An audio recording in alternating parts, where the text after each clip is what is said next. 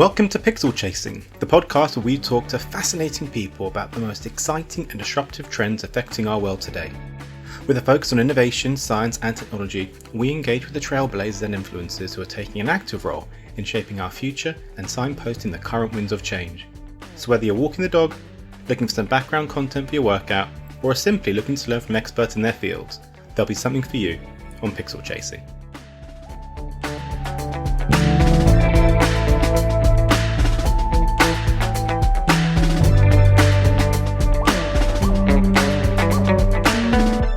Welcome to this episode of Pixel Chasing. Today's guest is Darryll Colthrust, an innovation strategist, technologist, and serial entrepreneur who's worked at the intersection of finance, real estate, and cutting-edge tech. From leading digital transformation at American Express and Palmer Capital to co-founding CHAPTR, a venture reshaping the entertainment landscape, Darryll has consistently been ahead of the curve. He's also an advisor and an investor in several AI and Web3 projects, making him an incredibly insightful voice on the future of technology. I'm thrilled to dive into his journey and perspectives today, and there are a few moments where we'll use the internet. We've done our best to make it as smooth as possible. Barring that, I hope you enjoy it and take away from it as much as I did. Thanks for listening. Darryll, good afternoon. We made it. Good afternoon. It has been a very, very long time. I've been moving calendars for ages. What part of the world are you in? Oh, I'm back in London. Okay, so your globetrotting has taken a pause. Just for the next 3 to 4 days, and then I'll be off again. But yeah. Okay, well, I'm glad we got to squeeze you in. What I wanted to do today is that if anyone who is familiar with you, if they were to look at your LinkedIn profile, it is a journey. And what's quite cool about it is it's a journey that sort of parallels and mirrors evolving tech, which I guess suggests that you are always slightly ahead of the curve or on the curve as things move and evolve. And I was hoping it would be cool to get a sense of all of these elements of change through your journey, through your career. It's really varied. It's super interesting. I only came across you once you in the real estate space, but you've got a career that preceded that, and you've got a career that goes past that. But I only got to experience you from the point that was maybe in the middle in terms of timeframes. So I thought it'd be really cool if you could introduce yourself and just go through your career. And I think there'll be some really interesting points of conversation I can pick your brains on, whether it's in the prop tech space, the Web3 space, the AI space, because each in its own right is fundamentally interesting and has the ability to be changing so much of our world. So, Darryll, who are you? What you do? So there's a lot there in that intro. So thank you very much. I am not anyone interesting. I'll be very, very clear on that. I'm just a boy from Trinidad who loves tech, basically. I got introduced to technology when I was about maybe 10 or 11 years old. So prior to that, I was focused on becoming a doctor. So that was my career of choice. And then we moved to England, and that was the first time I had experienced a computer. What was it back then? Do you remember what it was? I want to say some form of the Windows 286 or something along those lines. But nothing particularly special, just the fact that it was a screen was the thing that fascinated me the most. And then I wanted to look under the hood. So I spent a number of years just back when Stratford was not the Olympic Stadium space, like it had like you had the Stratford Market, and you can go there on a Saturday and you can effectively pick up every single piece of the tech that was required to kind of build a computer. So that's what I used to do most Saturdays. Fast forward to university, and on the day that I was about to sign up to be a doctor and go into university to do that, I made a decision on that day to go into tech. And I remember going home that day to my parents and saying, "Hey, I didn't sign up to be to go into medicine. I signed up to go into technology, and my mother cried, um, And I'm which guessing is not tears of joy, I'm guessing. definitely not tears of joy. And it took a number of years for them to kind of realize like a lot more about technology and like what I do. Probably to this day, like she's not wholly clear on what I do, but she knows that I enjoy what I do. And that's the main thing, really. There are just two interesting parts of what you said there. When you were recounting being a youngster and seeing screens and then going out to markets, what I immediately thought of was like, wow, there's a very clear way that something physical and tangible created a set of actions that led you to go out and learn more proactively. You weren't Mm, fed it through a feed. It wasn't through an echo yeah. chamber. There was a sense of individualism there. And I'm just sitting here wondering is that immense sense of intentionality around decision making. Mm, I don't know how true that is for kids today, who we have feeds and we are fed stuff, we are told stuff. Do you think if you were that boy today, you would feel you'd have the same freedoms to decide? Do you think you'd be looking to be a TikToker or a footballer? Do you think you would have the space to be creative and challenge, which at the time I'm guessing wasn't a very cool or trendy thing to be doing? Looking at not having an mm. iPhone now. Do you think that that is of a time, and that of a time is harder to elicit out of young people today? That's a really difficult question. Purely because obviously we grew up in an era before computers, and you spend a lot of time kind of outside and playing and stuff. I would like to think that just given my disposition, that no matter what, I would look at a screen and then be like, how is that happening? What's working? What's making it work? Um, I don't think I am that interesting to become a TikToker. So I think I would have maybe tried it and realized very quickly that I'm not that good on screen. Um, Probably would have created an avatar or something like that. So that's probably where I would have gone. But I think, irrespective of the avenues, I probably would have gone into programming, in some way, shape, fashion, or form. Just because I don't like to just consume. I like to be able to take something and do something with it. And do you not think now that, again, if you were to go through the process again today, we look at doctors and actually, particularly in the areas of research, tech goes hand in hand. So we saw with the advent of AI as new models being created to help us run. And again, I think a lot of it was expedited by COVID as well, a lot of this Mm. processing. Do you not think actually this has been a great time to be a doctor? You would have taken your love of saving people and your knowledge of tech to help build solutions, or leverage the tech to be a better doctor? Or do you think those two things are still not fully as intertwined as they could be? So I definitely think that there is a direct linkage, and I definitely think that irrespective of whichever industry you go into, you're gonna have to use technology in some way. Um, Whether it's from a labor perspective or if it's white collar, it doesn't really matter. Um, However, I think that even in those kind of situations, and again, just answering the question very, very specifically, um, I think, and this is going to be quite self-reflective here at the moment. Um, I went into, I was going into medicine thinking that I could cure cancer. Um, and I wonder maybe at some point in time, subconsciously, I realized that I was not able to do that. And therefore, what could I actually do and what could I actually control? And that was tech. So to answer your question specifically, even if I'd come to that same day today, I probably would have still gone the route of I can actually create and control something. But expanding on that a little bit, I absolutely think that every in that medical era, in that medical arena, sorry, um, technology is literally going to be embedded not just from how it's actually being used in the surgeries, but even from the point of learning. How you're actually going to be learning is going to be um, definitely transformed. I definitely think that everyone still needs to be an expert in something so that you can actually utilize the tools and technology that are there. But I think it'll be a lot easier for your potential general practitioners to be able to use technology and kind of fast track their route into that a bit more.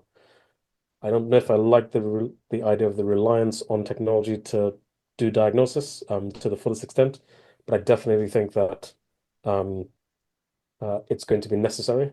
But I'd still like to feel like the person who's there has some level of expertise. I remember recently reading a study that showed that there was some blind tests, not blind by sight, but blind in terms of people didn't know who they were speaking to, but they were online diagnosis and they were talking to the person in front of them via chat. Uh, Half were speaking to humans, half speaking to AIs. And on the two metrics of perceived sense of compassion and accuracy of diagnosis, the AIs turned out to be better in both. And that's without having all the stresses of being a GP. And so it's interesting of where it will Hmm. fit in.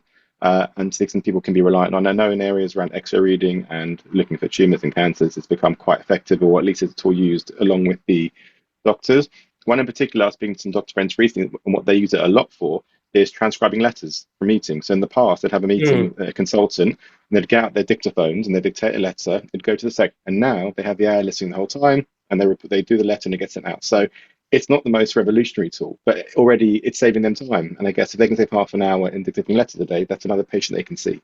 So there's a lot of areas that's going to become more efficient. Yeah, and I remember actually seeing that for the first time in real estate because again, I did not know that people still did that, where they dictated into something and then handed it to someone else to kind of type up. And I remember seeing that for the first time, and I was like, "What's Yeah, going on?" And the person sitting right across from you, like, "Why is that happening?" Oh, yes, no, she's there to transcribe, but you know that you can do speech to text. Like, it literally just messed with my head for like a week or so. But yeah, as you said, like even in these little things, technology can actually help with that quite a lot. head up. So you mentioned real estate. So what happened between disappointing your parents massively uh, to real estate? What are the next steps? And then I would like to hope and think that after giving such devastating news to the parents who birthed and raised you, that you had a good plan for tech. Do you have a plan, or was it just not medicine, something with screens? I don't know what yet. And I'll try and do this as quickly as possible. The truth is, Michael, that irrespective of whatever job I have, for me, it's a hobby. And I came to that realization like a really, really long time ago. So it's interesting that you said at the very beginning that my career is storied, but actually it seems as though like I'm ahead of the curve. Um, I would like to think that I am. However, the reality is I'm just very, very quick at adopting change. So if I see enough of those kind of trend lines heading somewhere, I'm like, cool, let's see what that is, and I like to kind of investigate. Um, so university, um, left university, worked for Harringay Council for a few years in tech, did that for a bit, and then to Informer, so publishing in there. Um, and if I remember correctly, from there to Tesco. So um, did a lot of engineering, did a lot of solution architecting, and then decided, okay, great, I love strategy, and I'd like to kind of be the one who is um, helping support and direct and bring about change. So I went into the strategic route and did that for a number of years, um, from Tesco into Nature, um, and was there for a bit until the Spring and Nature merged, so I helped with the technology strategy for there. Made some great friends, wonderful colleagues, helped me to kind of understand a little bit more around large corporates because I've always worked in large corporates. I think you froze for a Did bit. that for a bit, and then to American Express. So I was director there for the um, on the B2B side of things, kind of looking at customer experience. So did that for a bit. Realized that I never want to work in finance again.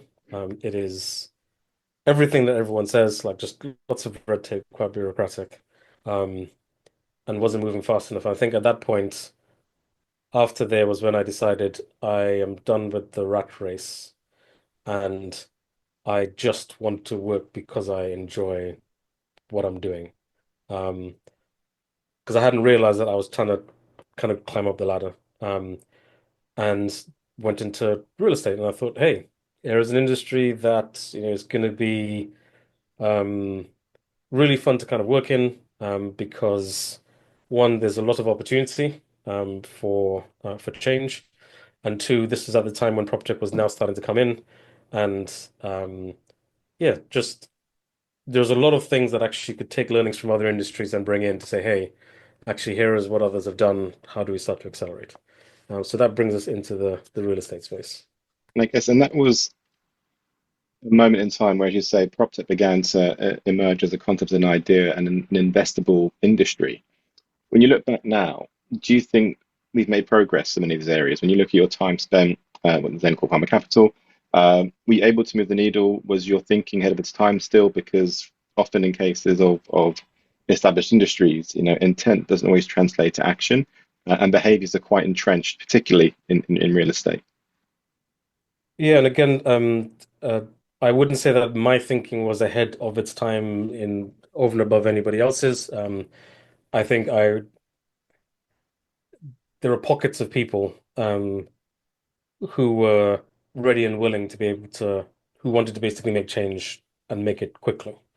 Um, and there was a larger majority that was actually very, very comfortable with how things were and were comfortable to kind of make a few of those little changes here and there, enough to kind of show that they're doing something, but not enough actually to make a fully transformational change. And that is always difficult. Like it's not the I'd like to say like it's the hardest bit around any kind of transformation is the people, not so much the technology. And that's definitely the case now. But back then, it's still the adage still applies. Did you get to make the changes you wanted to during your stint No, there? no, not at all.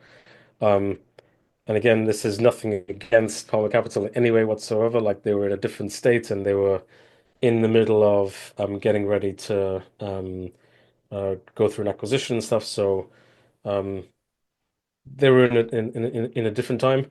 But I am aware of lots of proposals and lots of ideas that were put in place or put down, lots of ways to be able to transform how they do financing, how to do assessments, lots of just like small, tangible things that took weeks or at least for me didn't make sense for a human to be doing it. Um, but actually, as I said, that change at that particular time in their company lifespan, um, it wasn't wholly necessary for them at that point. Do you think now, if you were to go back, I know it's a different business today, but if you went back in there today, do you suspect it's operating more or less how it was back then for anyone? For that, if you look at, we look at any sort of real estate businesses, I have a view on these things, but whether or not you think, sort of 10 years on, uh, is it lip service to innovation? If things are going really well in the market, we don't want to change. If things are going pretty bad, we don't want to invest. If things are just as they Hmm. are, we want to wait and see. That seems to be a fairly consistent pattern. Do you think that would be the case still? Yes, but not so much for the fact that not so much for the fact that they are um, resistant to change. I think as the years have gone on, I've realized that in certain cases, if your product has a very, very long lifespan, or a long lifespan in terms of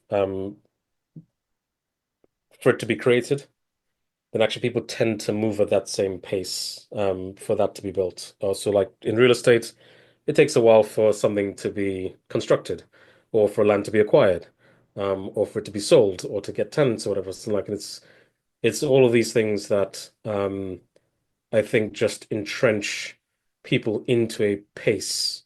Um, it's not that they probably wouldn't go faster if obviously you could just, stick up a building immediately. But just due to the fact that their product takes time, they just naturally go with the flow of the building. It's innovation mirrors the speed at which product goes to market, and we can look at that in any sector, I guess.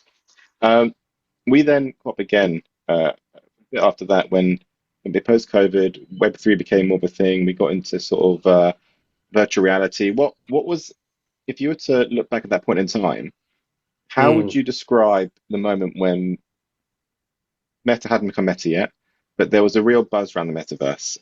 We had mm. all been at home, we've been on screens. When you look back at it now, does it feel a bit like a false messiah? Do you think it was people just reacting to having been so cooped up, and metaverse is offering a way to interact, or is it still something that's going to be a slow burn in the background? Hmm. So, I went deep into this space. Not even just so much the metaverse, but actually just everything to do with Web3.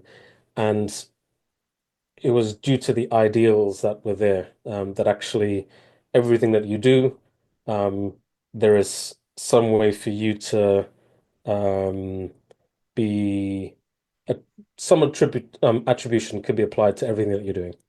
And actually, there is power in loyalty and the crowd kind of focusing on one thing and kind of achieving that.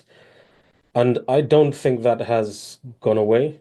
Um, I definitely think like it's still going to be a slow burn. I believe, however, that it'll rear itself, it'll rear its head again. Definitely not like the whole like I understood like everything to do with NFTs and stuff. But there was a little bit of a craze that happened around that. But actually, I think that the prime principles around Web3, um, I think is definitely going to come back. I'm weirdly enough, it's kind of gone from um, it's kind of gone from humans being attributed to work through to actually you could actually assign assign attribution to an AI and Engaging. reasoning that they may be doing and the work that it's going to be doing. And you're starting to see some of that kind of come through. But I think that everything to do with the blockchain is not something that humans will be interacting with in the future. There will be something else that's sit on top, but I do believe that there's something still there that will come to the fore at some point. In terms of the metaverse, um, I I have to admit, like I hate marketing. And I say this no matter whatever the phase is in terms of technology. Um, the hype machines start and the marketing comes along and it kind of just destroys really pure terms in technology. Um, I do believe that at some point in time, um, yeah, it won't be called a metaverse, but some form of mixed reality is gonna rear its head again, in a much better form, maybe in a completely different modality, maybe embodied in different things. But the concepts that were there and the principles that were there will still live on, but in a completely different form. What that I is, think I it's don't know. I think it's pretty fair. What's interesting is that um, you look at the data around Horizon users, it's nominal. You look at the Mm, sales of Apple's Vision, nominal. People bought them to do the reviews and return them. Same with mm. Meta Quest headsets. So it would seem that there's still when human interaction is an option, people prioritize that over the other. And so we were coming out of COVID, and whether that was part of the hype machine around it. Uh, and so the question you are seeing now with Meta with Ray-Ban, and you are seeing some softer integrations. But the question is, do we just revert back to our natural state as people? So I would challenge that. So yes, Horizon numbers, Apple Vision, and again, well, I'll come to that in a second, but I'll challenge the notion that actually where it's physical, that humans tend to kind of go towards that. I think definitely there's a generation that did. I think the upcoming generations who are very, very native to technology. And actually, I could even say today, like you interact more with people through screens um, than face to face today. And I think that applies to a lot of people unless you kind of live out in the Hebrides somewhere. Um, I would not also classify, the fact that you're traveling into work as communication with people kind of all around. It's not something that is pleasant. People don't enjoy that. Um, I would, I think, convincingly say that today most humans who have mobile phones, who have screens, do interact with people more than face to face. Um, how that evolves in the future, um, and I think and correct me if I'm wrong, you're more referring to if you are interacting in a virtual environment. Um, I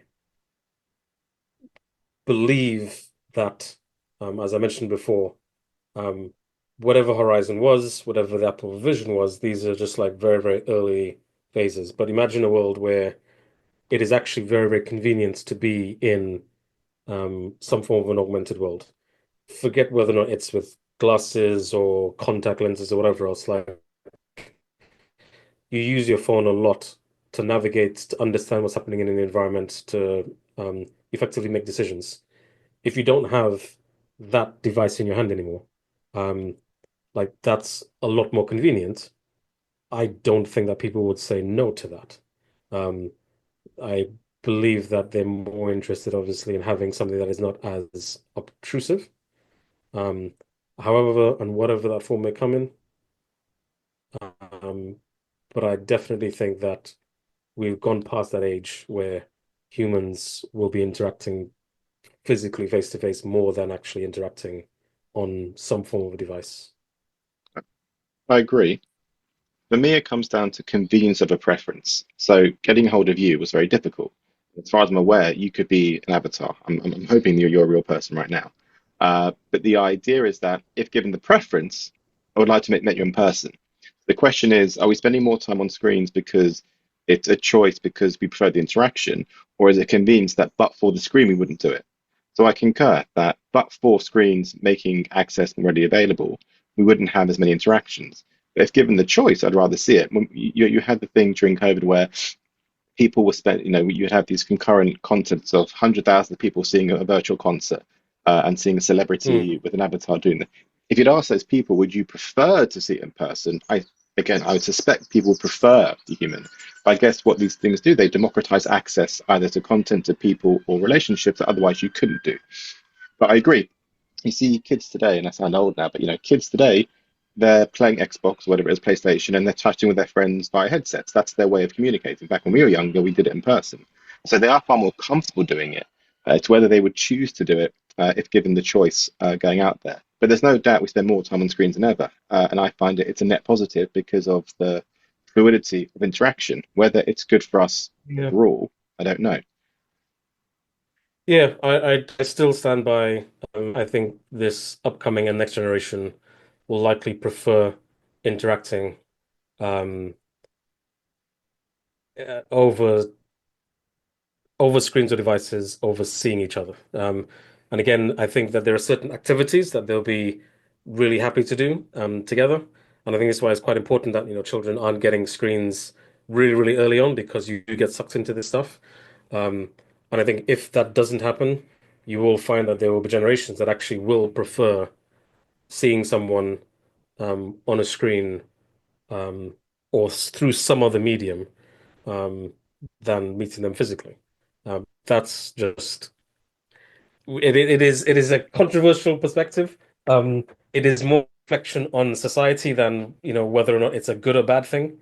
But I think the more that children are going to be on screens, that is going to be a sad reality. And I think there are a few governments that have started to realize this, and they've said, right, we're going to ban mobile phones, we're going to ban screens, we're going to ban like they had bans in China for like the amount of times, the amount of hours that Yeah, kids could play gaming. You're still starting to see it now in South America and in Europe, where they're banning mobile phones and trying to make it illegal for kids to have it, younger than a certain age. Because actually, the reality is, if you allow for that to happen, you will find that that behavior that seems reprehensible, as I'm saying it, actually becomes the norm and the societal norm. I agree. And it's a bit scary, but I guess we as educators, parents, and society need to leverage what we can to encourage those interactions. So to put to seal off the Web3 piece, overall we're saying metaverses, haven't seen the end of it. We're going to see it again in some guise in the future. We're not quite sure in what capacity, but there'll be new ways to interact in mixed or virtual realities. Blockchain, still super interesting. Ledgers, verifiable actions makes a lot of sense. Always like in real estate, makes a lot of sense in terms of transactions, land registry, as well as other areas, whether it be gaming. NFTs, might have been a bit of an interesting blip in the process. And DAOs, we may see DAOs resurge, but also rather than humans being the beneficiaries of those relationships, there may be AI agents taking on those roles. You're very, very good at summarizing. I should. You should be that Gemini note taker that's just listening to conversations and just summarizes everything quite neatly. It'll be a side hustle. Mhm. Fine. So Yes. Yes to Web set it three off. Yes to all of that. All good. that happened. Then how did that explosion and then some contraction impact the next step of your career then? Because I know you're involved in DAOs. You said you were deep in metaverse. What then? How then does Darryl's career mirror that an expansion and contraction of that tech as we go into what became a very fast growing world of AI? So actually, this happened while I was still in that Web3 space. I was running a few DAOs and was investing in a few. And one of them, and to be honest, I cannot remember the name of it now. But it was one that was doing distributed learning and reasoning using AI. And I found that concept massively fascinating, just purely because it gave me a glimpse for the future. Um, And it also started to help me. There was a niggling thing that's always been in my head around how do you codify humans? How do you codify reasoning? How do you codify um, the input that I put into a company so that I can measure what it was before and what it was after I came in? So therefore, how do I then continue to monetize that so that my reasoning, I can see that I added, two extra cogs into the wheel in the business. How do I continue to benefit from that even if I move somewhere else? So that was the that concept that I truly enjoyed. But during that time, and actually this is just before COVID, actually, I was doing Web3, but I was also working for an HNI for a bit in a family office in the entertainment space, and I did not I've spent a lot of time kind of at the forefront of technology, but hadn't fully appreciated that this was actually just corporate technology, and not actually the technology that I grew up on when I used to watch TV and um, see Knight Rider, and Kits and all that kind of stuff. And when I went into entertainment, that's when my mind just took another leap forward and realized that I've been working on like the wrong technology. I have been not at the forefront at all. And actually, I have not been expanding my mind or seeing or playing around with the art of the possible. So the entertainment industry for me and working for for that family office was transformational for me in terms of the change. So this was just before the lockdown, and I spent a lot of time with entertainment companies. Um, Looking at potential acquisitions and really digging deep into, okay, we're in this world where everyone is locked down. Um, how do we actually communicate? How do we interact with technology in a very, very different way? I understand that this is a bubble that we're in, but actually it gives us an opportunity to kind of explore the foundational changes and those building blocks. So then once you kind of come out on the other side, you're in a completely different headspace. Um, so yeah, and again, just a fun fact, like you know, COVID was extremely bad, um, but actually it did also help most organizations realize that when forced into a situation, actually humans can change very, very quickly, and transformation happened incredibly fast. Um, Which again, like you come out of COVID and then things kind of just slow down again. But that's again human society and behavior. But that's for me was that starting to change out of from Web3 into the current state that we're in at the moment now, when looking specifically at AI, and that completely transformed. Like we actually there was a concept that we were which was, in Las Vegas, you've got your residencies. Hmm. So they'd kind of pulled together some of the key people from lots of different industries in hospitality and in from MTV and music and video and so on. And we had this concept of being able to um, bring those residencies into London. Um, Similar to how you've got, I don't know if you've ever been to like the ABBA experience. No, but Uh, I've heard it's very good. uh, it's it works for a bit, but I have to admit I could not remove myself from the reality of what I was seeing. But that whole concept of actually you're going into a very immersive environment, Mm. um, but take that and amplify it by like 50, where you're effectively getting like the Beyoncés of this world and the Jay-Z's. They are, in New York somewhere But doing a you feel it show, here. but you feel it here. And we worked with some companies from Sweden as well who were like um, the top when it came to like reduced latency when it came to distributed sounds and video, and we had concepts for having experiences in different clubs because we had connects into that as well. And this is what I spent like a lot of my COVID period on, is actually talking with these different companies and starting to connect and look at acquisitions in a portfolio. I mean, that changes so much if oh, I think we've frozen. Give me a second.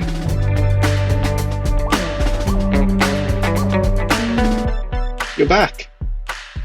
Hey, Virtual comms. That's what happens sometimes. yeah, you realize the importance of the internet and how much you rely upon it. A Um, good internet. Well, we will yeah. we'll post editing sort out that gap.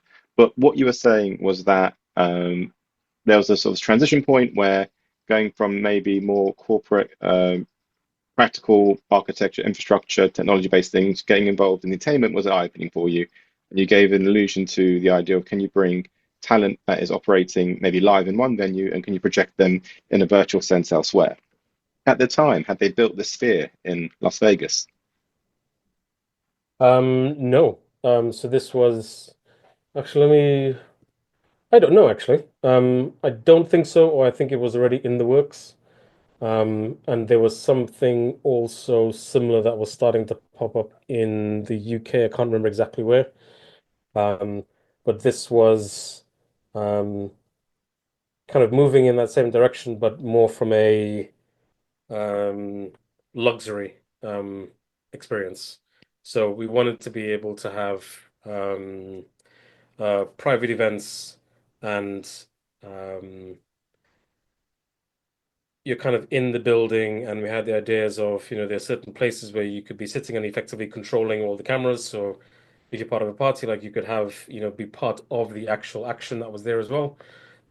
We had worked with companies that were doing full body scans within like 5 seconds to then be able to transport you as an individual. You could be dancing on a spot here. You pay a bit extra, and actually you're now on the screen, with the artist, doing your moves and dancing, that kind of thing. Um, would also explore technologies for, and again, taking the example you have, like where you had people on Zoom, like thousands of people kind of experiencing a concert on Zoom, um, and actually being able to take those same cameras and again doing a kind of a mini body scan, and actually you could then become part of the action and the scene that's there with everybody. So think Fortnite, but actually with real people doing those things and having competitions where, like people could, we had ideas of like, teenagers doing dance-offs and, each person's kind of getting a different prize from the artist or whatever. It's like it was a fully immersive type experience we were thinking about. So, like, where is that the future? Are we going to see rather than artists touring the world, will people go to stadiums to see a stage that is being virtually sung on? Like, is this going to be is this the future? We can actually have Well, synchronicity across performances globally. so this happens today in the East. So you've got what's this thing? Um, League of Legends. And you have like a fully virtual fully virtual uh, band of singers and dancers, and people today turn up to those concerts to watch them as virtual performers in an actual stadium, and that happens today. Whether or not that becomes a thing across the globe, I don't know. I think definitely depends upon the pulling power of that particular artist. I think human beings involved in the process in some way still kind of bring some of that attraction. Um, but yeah, like that's not something that is not foreseeable for sure. Again, it comes down to the idea of democratizing access, and just doing really cool things. I mean, once you've got you're not bound by physics or reality, you can make things, I guess, super interesting, super exciting. Um, Moving on then, the biggest thing now is AI. We talk AI, people are experiencing it in a myriad of ways. Most people I know, adult of all ages, use ChatGPT in some capacity. So it has entered the mainstream at a very, very top level. That's obviously a very, very simplistic way of engaging using this sort of these tools. When you look ahead, are you net positive and net excited about what AI is going to bring for us? And there are a myriad of concerns that will come out of AI, whether it's the potential loss of jobs, whether it is the idea of deep fakes, the idea of fake news becoming even more indistinguishable from reality. How do you reconcile the concerns that people have, whether even if it's Musk for that matter, of the highly commercialization of AI, and linked to that also that we have parties doing open in open source capacity, so it can be in the hands of bad actors. So, open question: uh, where do you sit on AI? Net positive. Like that's not a. I don't have to pause or think much about that at all. And I think to the concern around bad actors, like that's not any different to today or the beginning of time. I think human beings are the ones who are using these tools um, to bad effect. Yes, I would take the point that it is much easier for one individual to cause more havoc than you used to be able to do in the past. Uh, but I still also believe that there is a lot more net positive because otherwise, like you would just shut down every technology today. Like it's not, for me, it's not any different at all. Like whether or not you have a computer without the use of AI and you're using it just to um, make up a whole bunch of stuff to kind of go and cyberbully somebody else, or whether or not you're taking it to the other extreme and you're using this AI to effectively set up a whole new campaign to flood social media to nudge people towards your particular agenda. Um, it doesn't really matter what technology is out there, people will use it to some bad effect. But there are also a lot of people out there, a lot more people that are trying to use it for good and will have a much, I mean, like you could, even if you were to reduce this down to the internet, like there are a lot of people that would say the introduction of the internet was a bad thing to society. The introduction of computers is a bad thing. Mobile phones, scrolling and whatever else is a bad thing for society. And we talked about that previously. But actually, the net positive that has come from that um, far outweighs the bad things that have occurred to date. But are those like for like? Because even if people refer to the Industrial Revolution, big change, and we adapted. But that was actually over a more prolonged period of time, and people could retrain, and there was time for that adoption of tech to become integrated. Hmm. The pace of this and the scale of it, it's not the same as PCs coming in or the internet. If we look at the internet in the 90s and 91, it was a slower burn evolution to what we see today. If you just look at Google's homepage over the years, it was a process. Hmm. Whereas we look at whether it's Claude, we look at Gemini, we look at OpenAI, DeepSeek, the pace of it is such that it's not my feeling it's not like for like. Yes, it's like it's a new technology and it's got pros and cons, but its ability to impact things in an adverse capacity seem heightened because of the speed and power of it, that make it a bit more concerning. And I take an example might be just jobs as an example. The rate at which it can disrupt, and we talk about agents becoming more prevalent potentially, and in what time is someone going to retrain and take and become a prompt engineer, whatever it's going to be? Like, it's not the same as past innovations. Yes, it can be used for good, of course, and it may be overall net positive, but the impacts feel quite real on both the positive and on the negative. Hmm. So a few things there. Um, so yes, the pace of change is very, very different. But you've seen that pace of change accelerate with every single change throughout history. So we are just at that next stage where obviously technological advancements are happening a lot faster. Um, but actually, technological advancements are happening faster.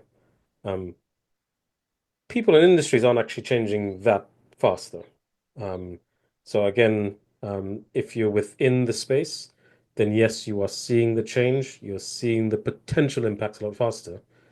But I'm not seeing companies changing as fast or people changing as fast. Yes, lots of people are playing around with ChatGPT, but that's not actually massively changing how they work and operate on a day-to-day basis.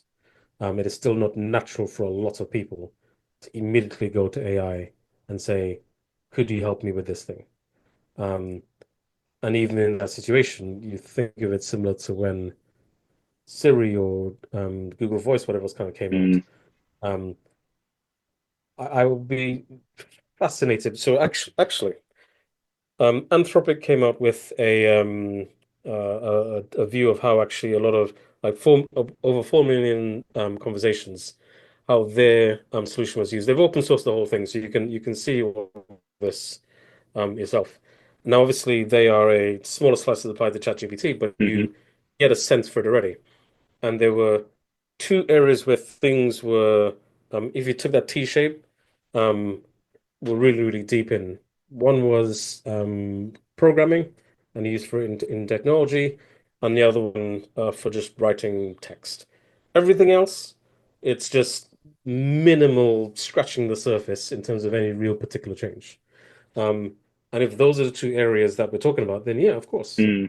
there is going to be a lot of change in those two areas because the engineers are using the software and they're really exploring what's possible. And the fact that you can now generate text, which is um, still a primary form, obviously not the most prevalent form on the internet, but still a primary form of communication. And yes, I can understand why those two things have been used. But when you look at how it's being used, I guess even if you looked into that text bit, it's a lot of marketing, but a lot of like just noise, conversations, silly banter, or asking questions around like, could you research this or that? But nothing's actually transforming how people work. And that's not because the technology can't do it, it's because actually people haven't allowed it to be embedded in their day to day. How do you embed it in what you do? How has it become integral to how you operate? Has it allowed you to 10x your output? Has it allowed you to look at things through different prisms? Has it allowed you to approach problems in ways that you never thought you would? Or are you also part of that T shape where actually it hasn't made an impact? So, but before we get onto that, I just because you're very, very good at summarizing, I want to just understand whether or not for you, we've tied off that last point because you you're fairly adamant about the impact and the pace of change being potentially um, having almost a slightly more adverse effect in people today. So I'm interested in just But exploring your thoughts on that a bit. I've I've softened a little bit in recent. I mean, if you remember last year, I think it was it Klarna who announced they were going fully AI on all of their customer services, and Hmm. there's been a big U-turn, and they were like, I think a couple weeks ago, we're back. Sorry, humans are great. If I ever get put on a chatbot or on a phone on the line, I always want to talk to a person. So Mm. I, as a consumer, have no interest in interacting. I've also been really not amazed, but if there was if when OpenAI had launched their product, if there was a sense that it was going to be this ubiquitous tool that was going to solve everything, what's been become very apparent is you have domain knowledge, experience, and proprietary data as feeding small companies building and scaling fast in specific areas. So what's interesting which has been the pace of new companies coming out, solving specific problems using AI but attacking different parts of it. So there's been a very wide, super fast development of new companies who are employing people and they're doing jobs. So this idea that it was Hmm. going to take away, I've softened my view on that. Then again, you look at the number of people employed by companies with X revenue compared to where we were years ago. It's demonstrably smaller. So to now Hmm. hit 10, 20, 30, 50 million in AR, in 10 years ago, you might have needed 1,000 people. Now people are doing it with 6, 7, 8, 9, 10. So Hmm. what I think it does is it allows fewer, bigger winners to operate. Everyone has access to it. People can participate. Uh, but I feel that if you're not in it, and if you're not in those AI-led creation businesses, then your time will come at some point where I think your roles are less relevant. So my opening question was a bit leading. Um, I still feel concerned for roles and jobs and things that at some point when you get these bespoke AI agents that can do certain roles pretty well, that we will cut costs and save. I think those who are utilizing AI to operate with their domain knowledge and experience are far more effective than ever before, and they can increase their output measurably. I worry for those who Hmm. fall through the gaps. And I don't think they are an insignificant number of people, Hmm. either at a certain age or a certain demographic. Uh, but I've become less doomsday about it than when it was all becoming announced. Hmm. And the fact that it is open, everyone can play. And I guess in a weird way, it's a bit of agency here. Like we can all spend some time using free tools and we can learn. It's never been easier to acquire the knowledge of such a transformative tool. DeepSeek is, Hmm. it's nothing. It's out there. So yes, I'm concerned. I'm optimistic. Uh, I worry for those who are going to miss the boat.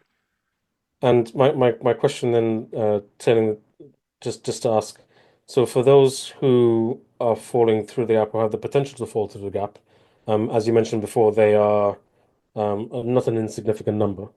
What would be, well, firstly, what are your thoughts on the areas where that would potentially be happening and have the largest catastrophic effect? And what would be your thoughts on what should actually be happening?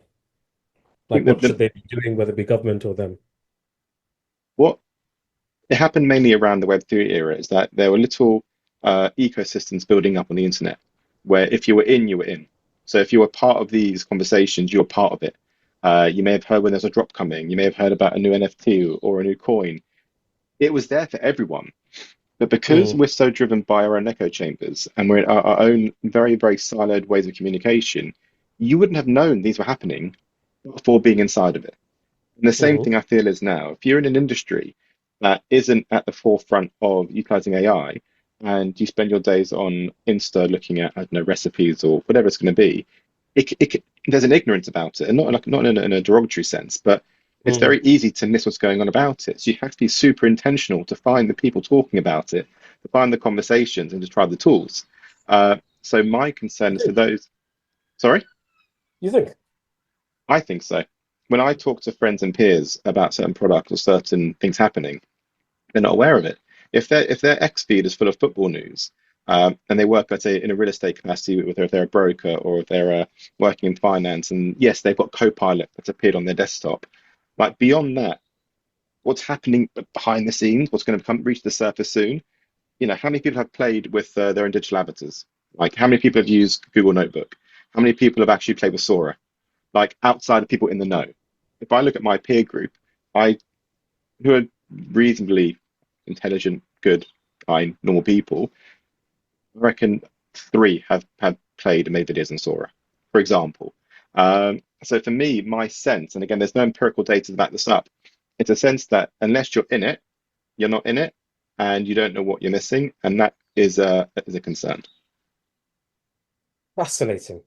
So, I'm gonna ask the question then, because for me, what you've just described there is the one, just the general concept of like just learning and expanding knowledge, but then two, and again, I'm gonna just there are those people who are like that, but I'm just gonna park that for the moment. What you've also described there is an understanding of what's kind of happening in another industry, which obviously, if you're in a real estate industry, like there's a lot of stuff that's happening in the real estate industry that, nobody knows about. If you were to ask them, could you tell me about what's happening in the space industry? Actually, a lot of people don't know. But that's not because the information isn't there. It's just that's not, as you said, it's not their sphere. They have football feeds and all that kind of stuff. So I don't think it's a case of if you're in the know, but I think that's, if you're open to um, being aware of more of what's around you now. Let's just be very, very clear. Anyone who is unaware of AI just generally and its impact and the fact that it's there is living under a rock. Like, just to be very, very clear, right? Now, I take your point on things like Sora and other things. Like, there are specific areas that actually you would need to be in that space to kind of know.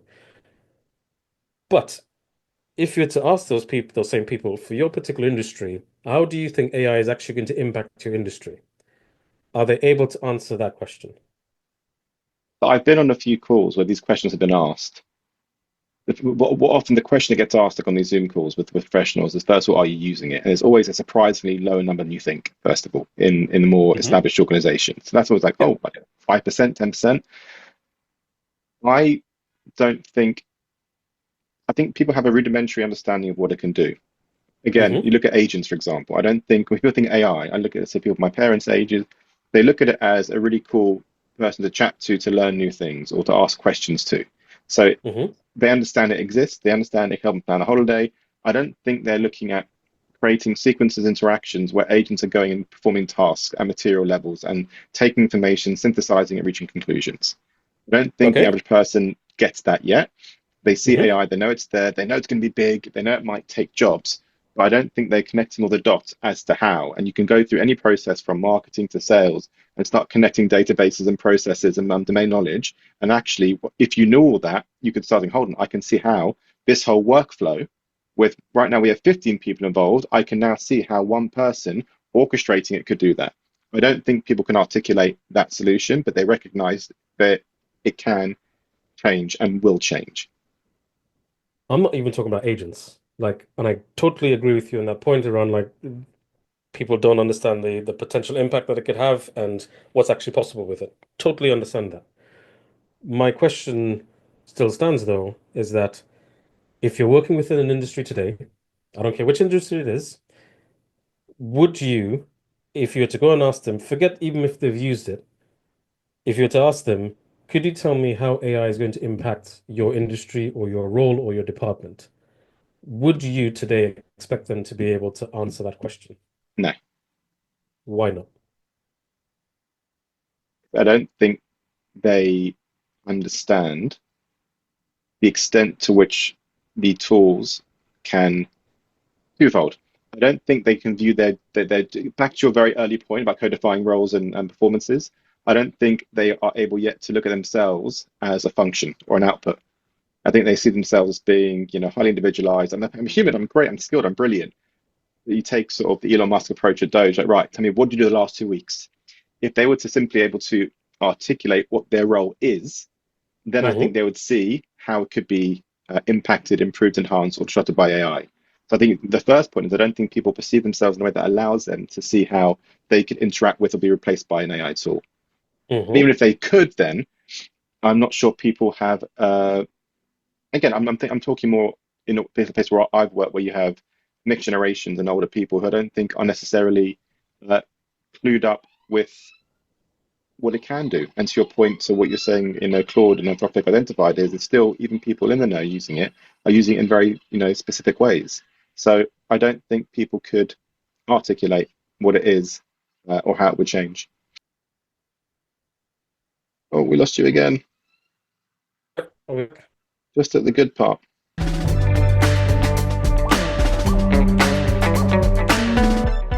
The person who's going to basically be the richest person in the world is someone who can provide a stable connection 100% of the time.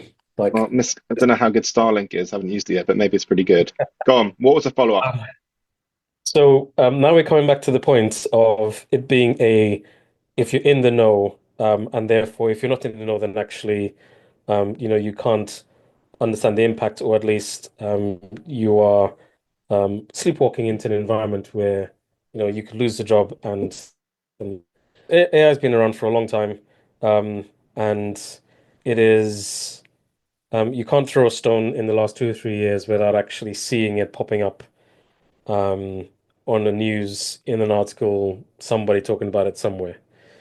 And what you described before about people not taking the time to kind of be self-reflective and look at what they actually do, um, I think is also part of the problem.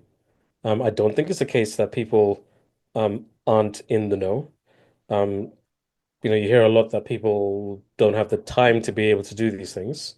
They don't have the time to be able to do research. But actually, people take the time to kind of figure out how they can do their jobs better. And for me, this is part of that thing of there is now there was the internet. How do I use the internet to help me to do my job better? I now have a computer. I don't have to type anymore in the same way that I used to and have to kind of throw away paper. I don't have to remove cartridges and all that kind of stuff to be able to delete. Um, Going forward a bit more, like I don't actually now have to be physically in the office to be able to respond to a phone call. Um, I can now read my emails. And you use these technologies to be able to say, hey, I can actually be a lot more efficient with my um, in my job when I look at my tasks. And this is just another one of those things. And the reality is that everybody needs to take a look at what they do and think, Mm. like, what could I do differently? You should be able to talk to anyone in any industry, and they should by now be able to say, hey, this is how I think AI is going to affect my jobs. And to be honest, if an individual isn't doing this, you could look at it and say, actually, the company may be able to support, well, the companies are definitely looking and seeing, in terms of the resources that we have in an organization, how do we best utilize them and what are the best tools that should be there? You look at actually a really good example, the Singaporean government. Um, when you look at their AI strategy from a long time ago, they said actually AI is a must-have, it's not a nice to have. And they went down a whole program of looking at all of the roles that exist, um, and all of the tasks and assessing to see actually which ones of these are going to be most affected and how do we support our whole nation to ensure that actually we're ahead. And they Mm. have today the largest AI labor force in the East. And that's because someone said exactly that. We can't just sit aside and just let this thing happen. We need to understand a bit more. So therefore, then, in light of that, how are you doing it then? Back to the question that prompted your retort to me, to my retort back to you. How can you demonstrate best practice in utilizing existing tools out there to do your job better, faster, or in ways you couldn't before? So I went through a journey, and I think it's a journey that lots of people are going to go through. Initially, you think, yes, I am better at a computer at doing this, so therefore I won't use it. And then you dabble a little bit, and then you say, oh, the results are still really poor. I can still do my job better, but I can see, where this could go. Through to you learn a bit more, and you're like, actually, um, these results are looking pretty good, but I feel like I'm cheating. Like this doesn't feel like, it's me learning something or being able to provide, like I have just written out a strategy and I have given little to no thought about it whatsoever. Um, Through to you start to look at the output and then realize I still, as a human being, I'm continuing to evolve and I'm learning and starting to see like um, little artifacts in how it's producing text and repetitive nonsense and recursive garbage and blah blah blah blah blah. Right, I can see how I can add value, but I can see how this helps me to get there faster. And this is what I do with everything that I do. And I've done this. This is not just an AI thing. This is something that I've always done. Um, and for me now, using AI, I'm at that point now where I said at the beginning of the year, there are going to be some tasks that I do in my role that I need to just get rid of, or I believe that the machines will be able to do it better than I can. That does not mean that I believe that I am not um, able to use these tools to be better at what I do. It just means that I am not going to. I feel like the internet isn't being our friend today, and I could get into this bit into a lot more detail with you, maybe so for another time. We, Um, we should have met face to face, probably would have solved the problem. Next time when you're not flying around the world. Uh, what does your outlook for the rest of the year look like when you consider your focus with what you're doing now with Chapter, with AI? Like, where's your direction travel as we approach the quarter of the year now? So a number of different things, but for me this year is about execution and collaboration.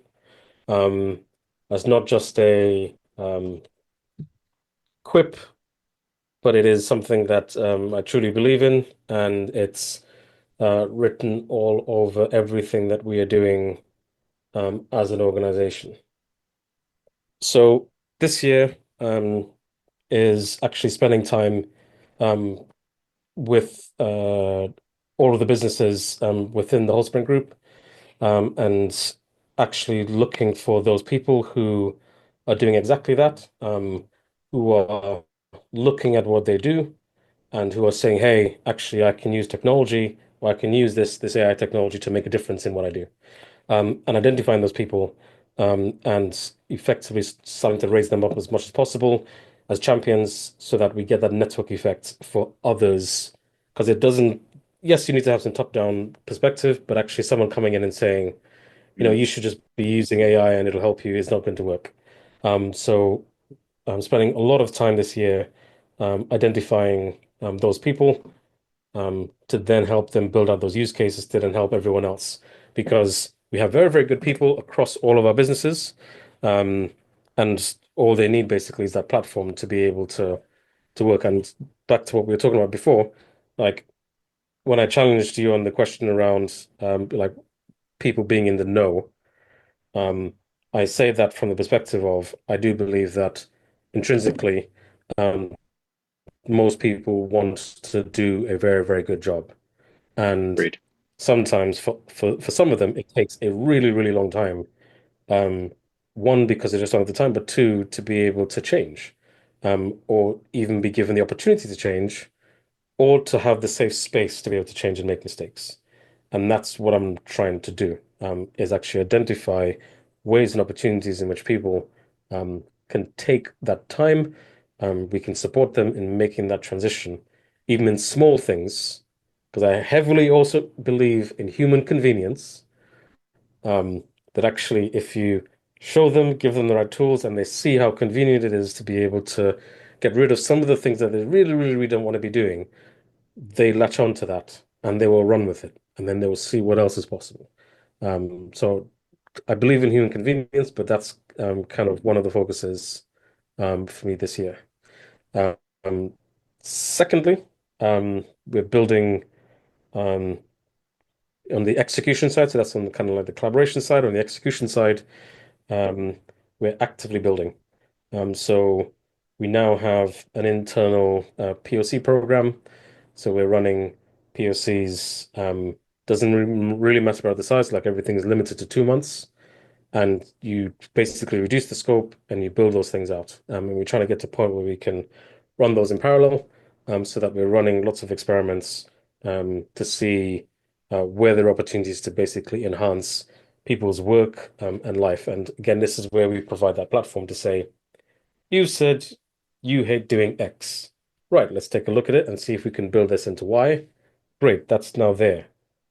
Go forth and conquer. So we're doing a lot of that, and hopefully some of those will turn into market-facing products as well. And then just last question then, looking at the rest of the year, what element of technology, legislation, services do you think will have the biggest impact on your ability to achieve those goals? That's an interesting question. Um, I don't think there's any technology that's impeding us at the moment. Um, I don't believe to date, in terms of what we're building, we're not doing nuclear fission or anything. So I don't think there's any particular legislation that is going to impede us from being able to achieve the goals that we have. Um, I think the one area that will impede not the build, but actually the execution of it being within the day to day, or the is effectively just the change management. It's like, how do we help people to adopt what we're building or the technologies that we're bringing in off the market, um, to be able to support them doing what they're doing. It's mainly just change management, but we're kind of working in that from both the top down and bottom up, to try and bring about some change. Look, arguably, it's one of the hardest things to do. Yes, this is where we started. It is a thing that it is very, very difficult. And as a natural introvert, it is not my natural forte, but I'm a professional extrovert when I need to be. And I'm a firm believer in promoting people, and I really, really want people to get the best out of everything that they do on a day-to-day basis. And I believe AI is one of those tools that will actually help them do that. Well, lovely way to end. Darryll, thank you for your time. Sorry we had a few connectivity issues. I encourage everyone to follow you on your LinkedIn. There's always interesting things you're posting, whether it's you with the lions or sitting with Socrates, whatever it is you're producing. But there's always something interesting to see how you're engaging with tech and giving people ideas. So thank you for your time. Thank you for your insight and wisdom. And safe travels in a few days' time. Well, hopefully it was interesting in some way. But as I said at In the very beginning, I'm not an interesting person. So that is what an introvert would say. So that now makes a lot more sense.